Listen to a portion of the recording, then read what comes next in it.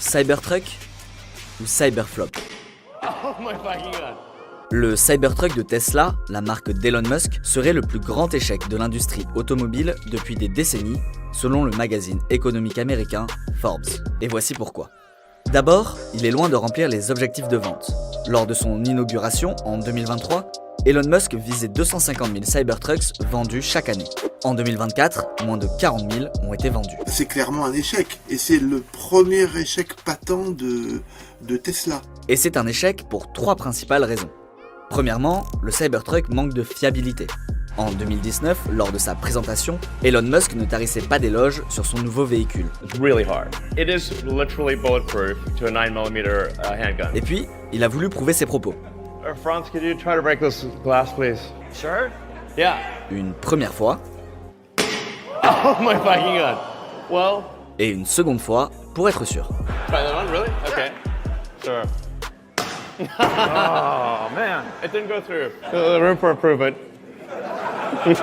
Clairement, il apparaît dès le lancement que cette voiture n'est pas fiable. Elle accumule tellement de problèmes de toute catégorie, d'ailleurs de tout genre. Cette voiture a été lancée alors qu'elle n'était pas au point. Et c'est une évidence. Un an après sa commercialisation, le Cybertruck a déjà été rappelé 8 fois pour des défaillances. Une pédale d'accélération qui reste coincée, As I'm driving, this slid up and wedged itself just like that. un essuie-glace qui tombe en panne, I don't know what happened. ou encore, en mars 2025, un élément de carrosserie qui se détache pendant la conduite à cause d'un problème de colle. Deuxièmement, le Cybertruck ne répond pas aux besoins de ses utilisateurs.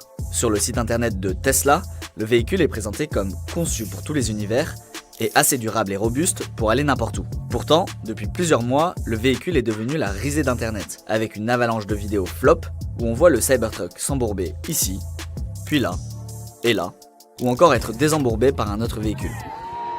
Si vous avez besoin d'un pick-up pour aller tracter des bateaux, aller dans la neige, dans la boue, vous n'allez pas l'acheter, c'est largement une voiture d'image. Troisièmement, le Cybertruck est cher.